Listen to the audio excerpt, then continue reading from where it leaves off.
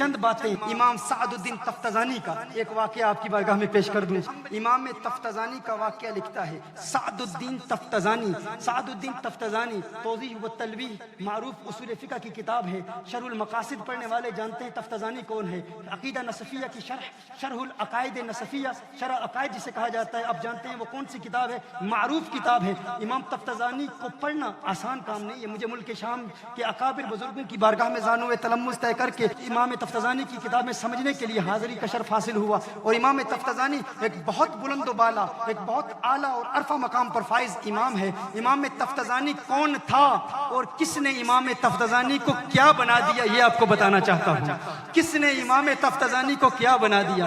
امام سعد الدین تفتزانی قطب الدین رازی کا شاگرد ہے۔ قطب الدین رازی اپنے دور کا عظیم ماہر فن استاد ہے، لیکن امام تفتزانی سعد الدین تفتزانی اس وقت انتہائی کند ذہن، انتہائی بلید الناس میں ان کا شمار ہوتا تھا، یہاں تک کہ جب قطب الدین رازی اپنے طلباء سے، اپنے طلاب العلم سے بات کرتے اور کسی کی حماقت یا احمق ہونے پر مثال پیش کی جاتی کہ فلاں تو جاہل ہے، فلاں تو نرا احمق ہے، تو یہ نہیں کہا جاتا کہ فلاں جاہل ہے، کہا جاتا فلاں تو ہمارے سعد الدین تفتزانی کی طرح ہے۔ یعنی حماقت کی دلیل اور حماقت کی مثال اور جہالت کی مثال کے طور پر سعد الدین تفتزانی کو پیش کیا جاتا کہ سعد الدین تفتزانی ہی ہے۔ یہ نہیں کہا جاتا کہ فلاں جاہل ہے، کہا جاتا فلاں تو یہ ہمارے تفتزانی کی طرح ہے، اسے کچھ سمجھ نہیں آتا، یہ وہ سعد الدین تفتزانی ہے۔ اور یہ سعد الدین تفتزانی پھر کیا بنتا ہے اور کیسے بنتا ہے، یہ آپ کو بتانا چاہتا ہوں کہ آقا اگر آج سے 1400 سال پہلے پردہ فرما چکے،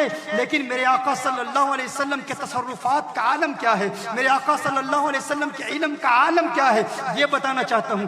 آج سے تقریباً 800 سال پہلے امام تفتزانی رات کی تاریکی میں اپنے کمرے میں بیٹھا، کتابیں سامنے رکھی ہوئی ہیں، مطالعہ کر رہا ہے، بار بار کتابوں کو مطالعہ کرتا ہے، لیکن چونکہ امام تفتزانی کند ذہن تھے، اتنے سمجھدار نہیں تھے، حافظہ بھی انتہائی کمزور تھا، امام تفتزانی بار بار کتابیں پڑھتے ہیں، سمجھ میں کچھ نہیں آتا، پھر کتابیں کھولتے ہیں، زبانی یاد کرتے ہیں، مسائل کو سمجھنے کی کوشش کرتے ہیں، لیکن کچھ بات ذہن نشین نہیں ہوتی۔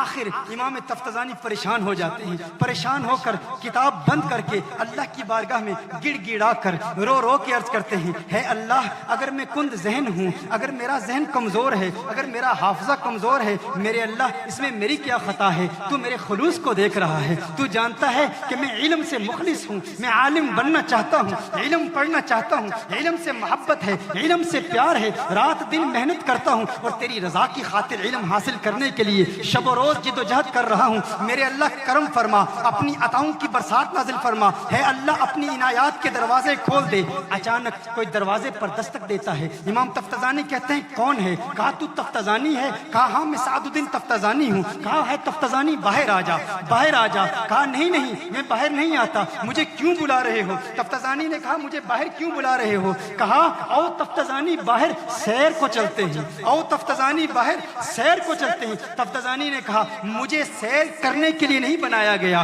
مجھے تو علم کا خادم بنایا گیا ہے، میں تو عالم دین بنوں گا، علم دین پڑھوں گا۔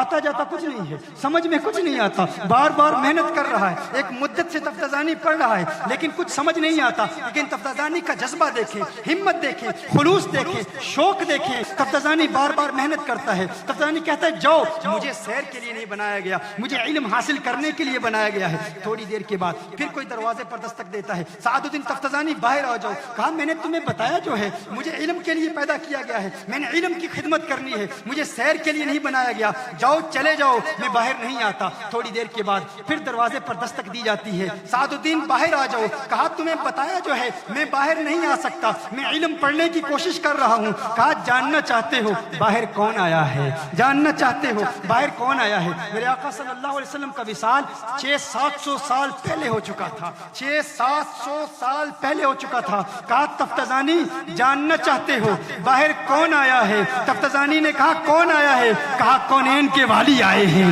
خسرو خوبہ آئے ہیں، سیاح لامکاں آئے ہیں، نازش ہر دو جہاں آئے ہیں، وہ جن کے سبب یہ ساری کائنات بنائی گئی، وہ آمنہ کا لال آیا ہے۔ تفتزانی حیران پریشان، تفتزانی سب کچھ بھول گیا، اپنا جبہ بھول گیا، اپنی دستار بھول گیا، اپنی کتابیں بھول گیا، کتابیں وہی رہ گئی، جوتا تک نہ پہنا۔ تفتزانی فوراً وہاں سے اٹھتا ہے، باہر جاتا ہے، آقا کا دیدار کرتا ہے۔ اب تفتزانی کو کسی کی خبر نہیں، ارے جس کی وجہ سے پوری کائنات میں علم کی خیرات بٹ رہی ہے، وہ مدینے والی سرکار آ گئی ہے، وہ آقا آ گئے ہیں۔ پہلے تو تفتزانی کو کوئی علم سے جدا نہیں کر سکتا تھا، لیکن آج جب آقا خود آ گئے ہیں، تفتزانی کی کتابیں وہی پڑھی کی پڑھی رہ گئی۔ تفتزانی باہر جاتا ہے، آقا آپ نے کرم فرمایا، آقا آپ نے کرم فرمایا۔ بتانا چاہ رہا ہوں کہ آج سے 700 سال پہلے اکابرین کے عقائد کیا تھے، ان کے نظریات کیا تھے، ان کے اعتقادات کیا تھے۔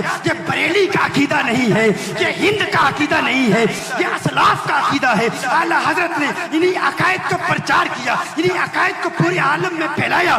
آج جب ہم ملک شام کے علماء سے ملاقات کرتے ہیں تو وہ بھی کہتے ہیں بریلی میں ہے کوئی محدث جس کی کاوشوں سے آج ہمیں بھی علم کا وہ نور مل رہا ہے جو شام کی کتابوں میں نہیں ملتا تھا، جو ازہر کے علماء کی کتابوں سے نہیں ملتا تھا۔ ہاں، اس امام نے ہمیں بھی علم دیا ہے۔ بتانا چاہتا ہوں یہ عقیدہ ہند و پاک کا بنایا ہوا نہیں، یہ عقیدہ ہمارے اکابرین کا ہے جو انہوں نے قرآن و سنت سے سمجھا۔ تفتزانی آقا کا دیدار کر کے کہتا ہے یا رسول اللہ کیسے آنا ہوا؟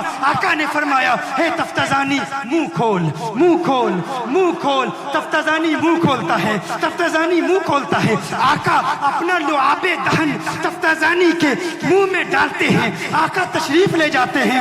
دوسرا دن ہے، وہی کتاب ہے، وہی سبق ہے، وہی مدرسہ ہے، وہی درسگاہ ہے، وہی استاد ہے، قطب الدین رازی ہے، سبق پڑھا رہا ہے۔ قطب الدین رازی کہتا ہے میں پریشان، ارے کیا ہو گیا؟ جس طرح ایک سانپ اچھل اچھل کر اپنے مخالف پر حملہ کرتا ہے، آج تفتزانی علمی نکات پر ایسے حملہ آور ہوتا ہے، اپنے مخالف کو جھنجھوڑ کے رکھتا ہے۔ ہے تفتزانی کیا ہوا؟ قیامت آ گئی، تو سو رہا ہے، میں سو رہا ہوں، ہوا کیا؟ تو بلا کا آدمی بن گیا، تو اتنا بڑا عالم ایک رات میں کیسے بن گیا؟ تفتزانی نے کہا اے استاد، راز کی بات ہے، تنہائی کی بات ہے، سب کے سامنے نہیں بتا سکتا، علیحدگی میں بتاؤں گا، انفرادی طور پر بتاؤں گا، راز کی بات ہے، سب کے سامنے نہیں بتاؤں گا۔ استاد نے کہا اے تفتزانی آ، پھر مجھے بتا۔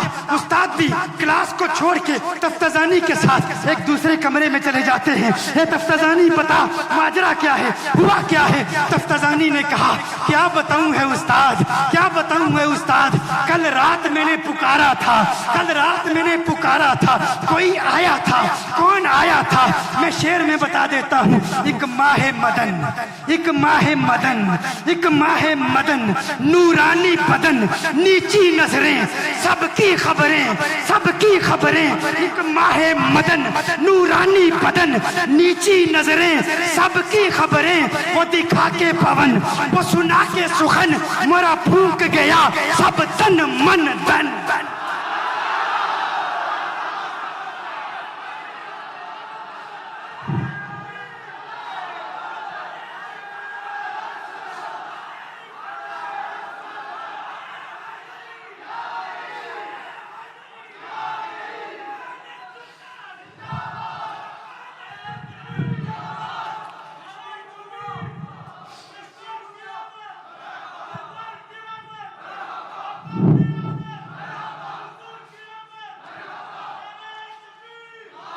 تفتزانی نے کہا کل رات آقا آئے تھے، یہ آقا کی عطا ہے، یہ مدینے والے کی عطا ہے، یہ مدینے والے کی عطا ہے۔